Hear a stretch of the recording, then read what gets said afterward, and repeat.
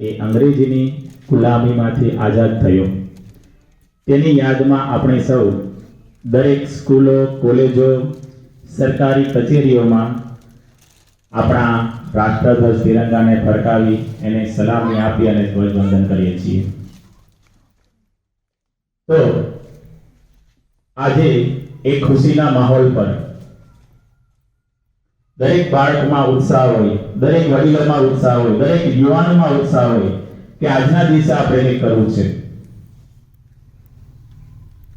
તો આજે આપણે પણ આપણી શાળામાં ધ્વજવંદન રાખી દરેક બાળકોના હૃદયમાં, દરેક બાળકોના શરીરમાં એક જુનૂન ઉત્પન્ન થાય કે મારે પણ મારા દેશ માટે મોટો થઈને હું કંઈક કરીશ. તે માટે આપણે પણ દરેક શાળામાં, આપણી શાળામાં આવા કાર્યક્રમનું આયોજન કરીએ છીએ. તો આ 77માં સ્વતંત્ર પર્વની ઉજવણી નિમિત્તે હું આપણને થોડું કહીશ. ભારતીય ઇતિહાસમાં સૌથી યાદગાર દિવસોમાંનો એક 15મી ઓગસ્ટ છે.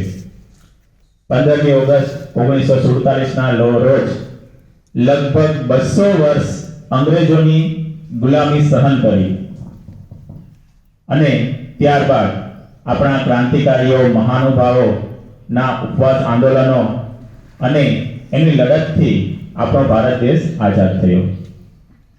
આપણે બ્રિટિશરો પાસેથી આપણી આઝાદી મેળવવા માટે ખૂબ જ લડત કરાવી, ખૂબ જ જહેમત ઉઠાવી અને સ્વતંત્ર દિવસ પરના આજના દિવસે આપણે સ્વતંત્ર દિવસના ઇતિહાસ અને મહત્વ વિશે ચર્ચા કરવા જઈ રહ્યા છીએ. ત્યારે લગભગ 2 સદીઓથી બ્રિટિશરોએ આપણા ઉપર રાજ કર્યું અને આ જુલ્મોને કારણે આપણે દેશના નાગરિકને ઘણું સહન પણ કરવું પડ્યું. બ્રિટિશ અધિકારીઓ આપણી સાથે ગુલામોની જેમ વર્તન કર્યું ત્યાં સુધી જ્યારે આપણે તેમની સામે લડવાનું ચાલુ ન કર્યું. જો સૌથી પહેલા જે 1947ના રાજમાં લડત ચાલુ કરી, સૌથી પહેલા શરૂ કરી દેવામાં આવે તો ક્યારનો આપણો દેશ આઝાદ પણ થઈ ગયો હોત. અને કેટલાક નેતાઓએ આમાં હિંસાનો માર્ગ પસંદ કર્યો, કેટલાક અહિંસાનો માર્ગ પસંદ કર્યો, પરંતુ આનો અંતિમ એક ઉદ્દેશ હતો કે આપણે આપણા ભારત દેશને આઝાદ કરવાનો છે. અને એ 15મી ઓગસ્ટ 1947ની એ રાતના દિવસે આપણો દેશ આઝાદ થયો હતો. देशभक्तों से ही देश की शान है, देशभक्तों से ही देश की आन है. हम उस देश के फूल है यारो जिस देश का नाम हिंदुस्तान है.